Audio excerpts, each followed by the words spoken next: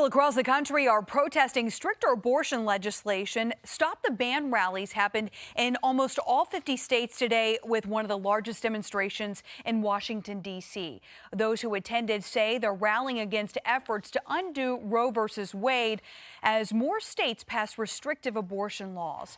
Here at home, about a dozen people took part in a demonstration at the city market in downtown Roanoke.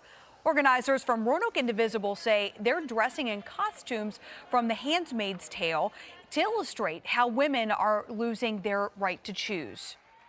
A woman is a person with rights, and when we say that she cannot have control over her body and a fetus dependent on her is going to override her own rights, her constitutional rights, her bodily autonomy.